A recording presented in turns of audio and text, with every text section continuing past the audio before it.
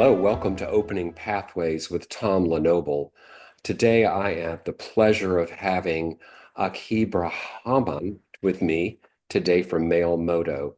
Akib, welcome. I'm so excited you're here. Thank you, Tom, for doing this. I'm so excited as well. Good. Let's jump right in. I'm really curious about what you've been up to, and I'd love to know what inspired you to start Mailmodo. Yeah, sure. First of all, let me give a brief background about Mailmodo and Please where I do. come from. I am originally from India, and I have always worked as a marketer. And as a marketer, I used to always focus on organic channels for growth, and SEO and email used to be two of the important channels that I used to do.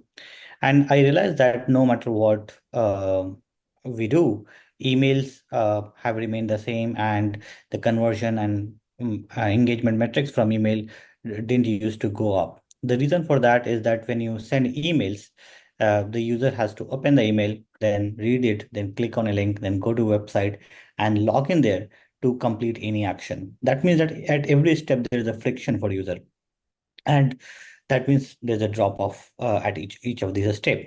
So I thought that why not bring the end action within the email itself? Why does email have only images, text, and links? Why can't it have forms, calendar, quiz, games, etc., so that people can engage then and there? And that's how I started Mailmodo, where the concept was very simple: bring the end interactivity or end action of from website to within the email itself, so that it becomes easier for users and it becomes more converting for the marketer who is sending the email. So Wonderful. Mailmodo, as of today, is a complete marketing automation platform which focuses on interactivity within the email and helping marketers get more engagement and conversion. That is exciting. I know for us that you users that use email, we can use some of those extra features and functionality that Yeah. you're offering in Mailmodo. I'm interested, what was the defining moment that set you on this path? Yeah, so I always wanted to start something of my own right from my school days, but I wanted to get some work experience, get some financial stability, and pay my education loan and all. So I decided that I will wait for 5 years and I will work for 5 years, and then I will uh, start something of my own. So I was against this clock, and I was when I completed my 5 years, I decided, okay, I will leave the job and then I will start something. I didn't have any idea what to start that time, but I realized that if I don't do a job, eventually I will start something for my own. So I left my job. I started thinking of different ideas. I started exploring, talking to different people. I realized that my core strength is around marketing and tech. So I should start something around marketing tech. And then I narrowed down a few ideas, and this idea was definitely one of the best because email has been there since the beginning of internet, but hasn't changed even a bit. I realized that with this innovation in email, we can definitely revamp how email works in future. So this was exciting, and that's how I started delving more into it. And I thought that maybe I would test this hypothesis that's, that interactivity within email will increase conversion.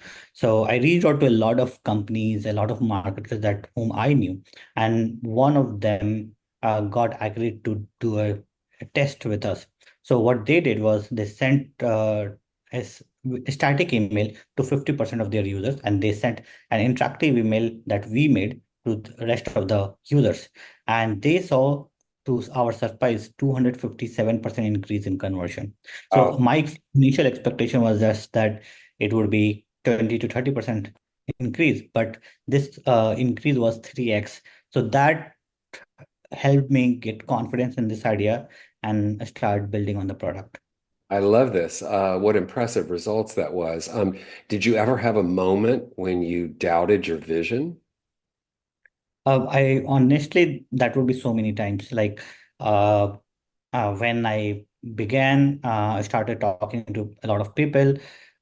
Many of the people told that, okay, this sounds like an interesting idea, but a lot of other people said that, okay, there are already so many email marketing platforms, why can't they do it? And these kind of questions have been there so many times. Even when we raised money, a lot of investors used to ask, hey, you're too small, such a small startup sitting in India. There are companies like Mailchimp, which are like billion-dollar revenue company. They can build it too. But somehow I had faith in this idea, and I had faith in me that okay, I have to make it work, or go home, right? There's no other option. So I like there was no plan B. So I I got it. kept going on it. Yeah. Now, tell me about what you think got you to be able to push through those moments of doubt. What was it about Akib that made that happen? Yeah. So retrospectively, when I think about it, I think it is about conviction in myself, and that I have to run this business no matter what. Like I said, there's no plan B. If I don't do this, I don't have any other options. I can't do anything else. So I have to make it work, no matter how big the problem comes. Yes, I got it. Sometimes no plan B motivates us into resilience through whatever may happen. I'm curious, what mentors did you have along your way that influenced you and how you operate and some of the decisions you've made? Yeah, I'm thankful to have a lot of smart people around me who are generous to give me advice and guidance throughout my journey. So even in the beginning, when I was um, starting, I had mentors who I had worked with before, founders of previous companies where I worked, and a lot of strangers whom I reached out on LinkedIn and said, hey, you built something really wonderful. I would like 30 minutes from you, and I would learn about this and this topic. And they were generous enough that, okay, I will give you 30 minutes. And they answered very gracefully and like calmly to even my stupid questions. So I'm very thankful that the world has so many people who are ready to give even when they become big themselves. Uh, and uh, I think that uh, that if that keeps going, it means that the world will keep growing. Yes, yes. I think we all could hear your words and remember how important it is to have our mentors and to mentor others. I think is really important too, Yeah. to keep that moving as technology and the world itself keeps moving along. What was the biggest turning point in your startup? So there could be several, but in the beginning, I think the struggle was more because I we didn't have like full faith in the idea as well. We didn't know like, okay, will this work? Will this not work, etc. So number one defining moment was the results that we got from customer that hey, okay, there is tremendous increase in conversion and engagement.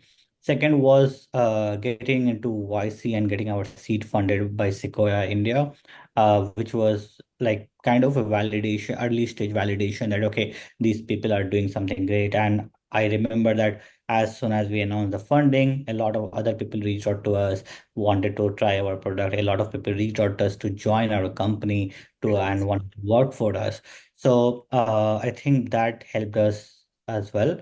And then I think every day continuous customer conversation and thinking about what can we do to improve customers' life and can improve their user experience. That keeps going on, but those are small moments, but those has been defining the growth of our company.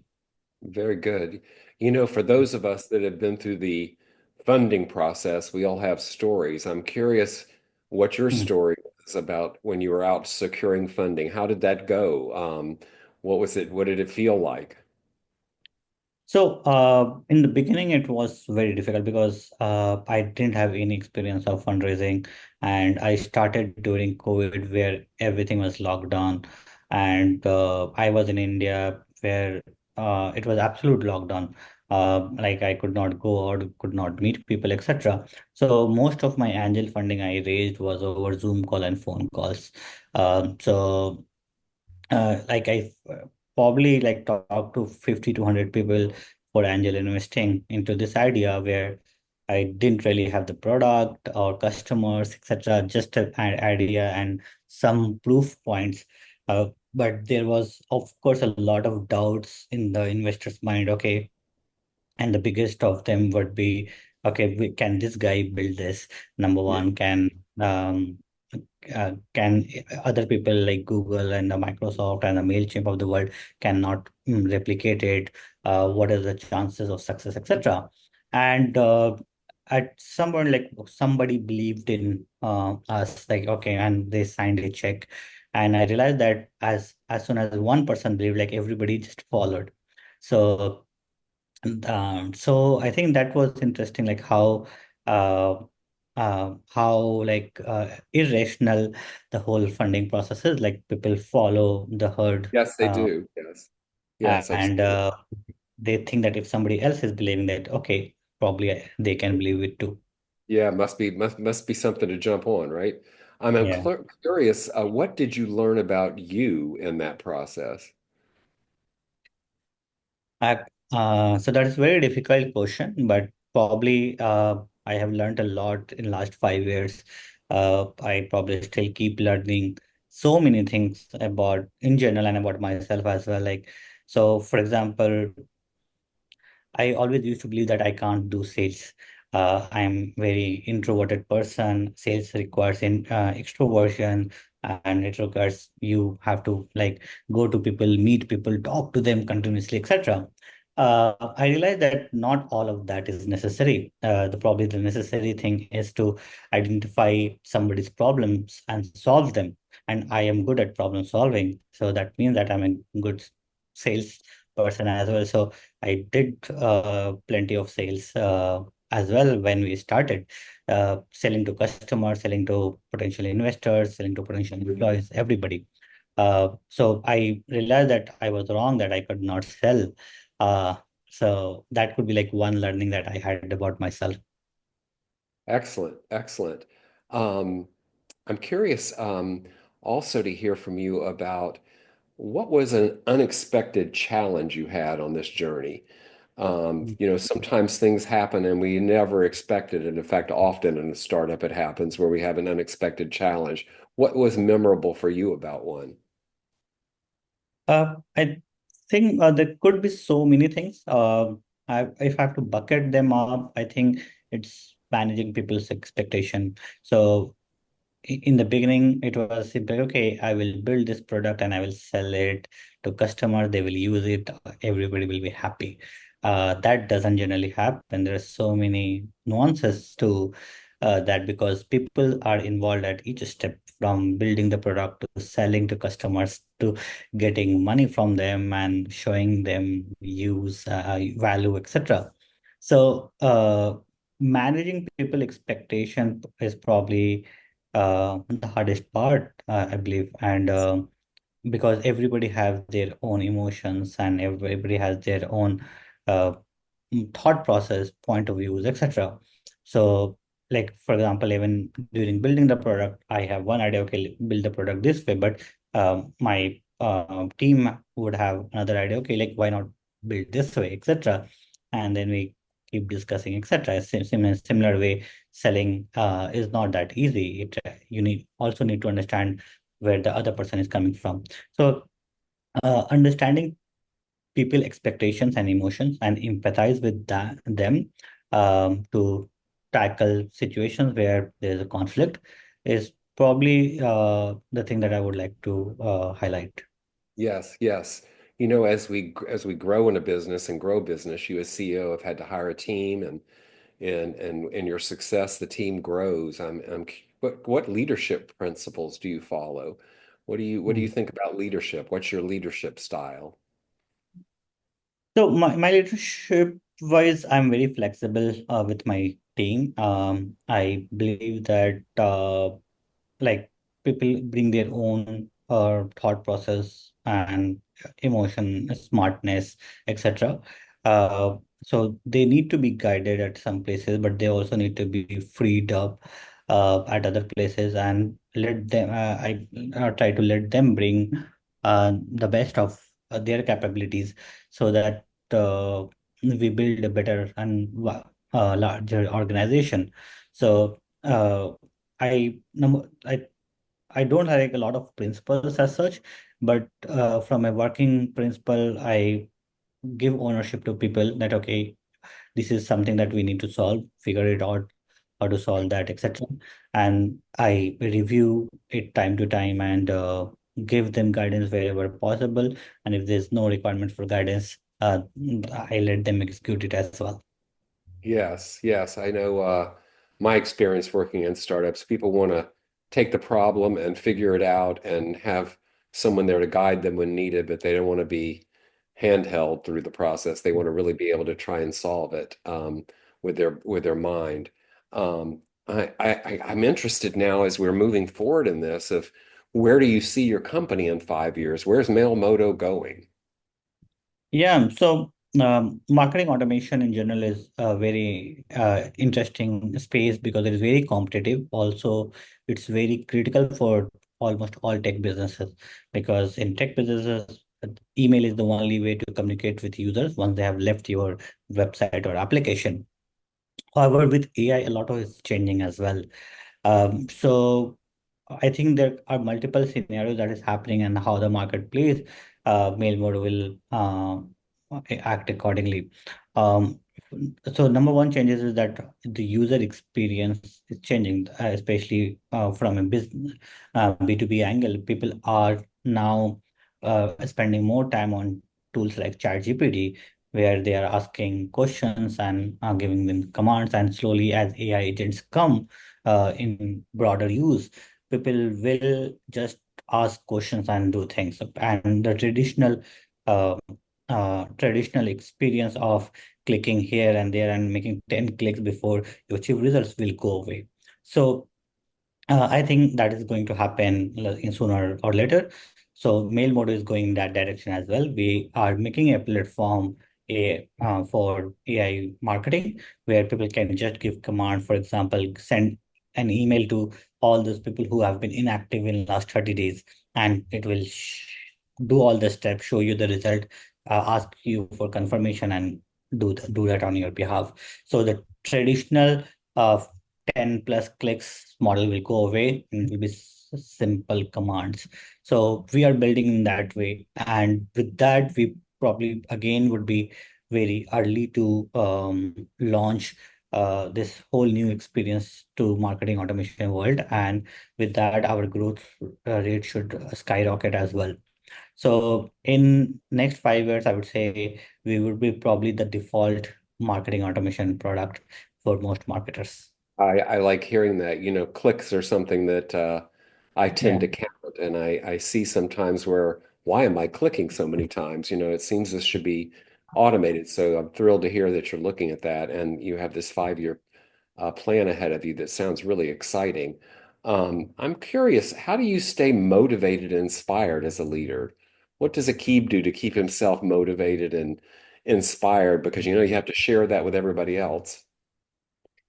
I think I don't have a very good answer to that actually. I feel that I'm just focused on my work. I want to build something big. I want to uh, create something that is useful to the world, and that's my motivation. I know that there's a hurdles, there is a down period and there's up period update on a day-to-day basis, but in the long run what it all means is when if I'm successful to create something big for the world, if I'm able to make a dent uh, in the whole Good. world, I think that that's the only thing that matters.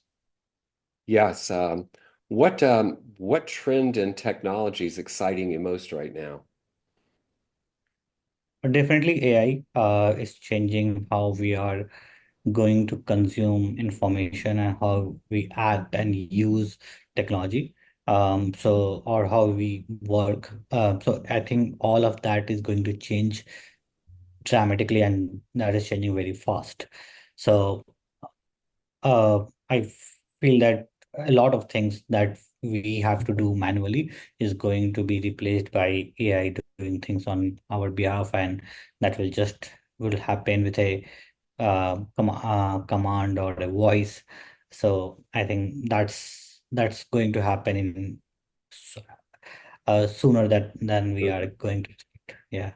Yeah, I think it's seems to be moving really fast to me. Yes. Yeah. Um, Tell me, what is one piece of advice? I mean, like the top piece of advice you can think of that you'd give a new founder right now, a new founder or a new, Mm. CEO starting a company. Mm. What would be Akib's advice to that person? So um, I'm still learning a lot myself, and uh, any advice would be probably uh, uh, just drop in the ocean. Number one thing is probably be open to learning new things. So as a founder, we all come from certain backgrounds. Like I was a marketer, I did only marketing in my whole career. But as a founder, I have to do sales, I have to do customer support, I have to do design, product management, everything. So ability to learn fast is very important, and so that's probably the first advice I would give. Second would be having conviction and not losing hope. So most startups I feel are uh, are product of very irrational thinking. With rational thinking, you only have doubts, and you don't get conviction. So most ideas are product of irrational thinking of some weird person. So I think that don't doubt yourself, and keep building what you believe in is my second advice. Excellent, excellent advice for some new founders starting out on this journey that so many take and only Mm. so many win the game. Keith, I want to thank you for being with me today on Open Pathways. This has been an engaging conversation. I've really enjoyed it, and I want to invite my users, my Mm. viewers rather, to go and visit you and see Mailmodo and check it out. And Yeah. thank you for spending time with me today. Thank you, Tom. I really love the question that you asked. It made me think so much, but also it has been enlightening for me. Excellent. I'll be Yeah. talking to you soon. Thank you Thank again.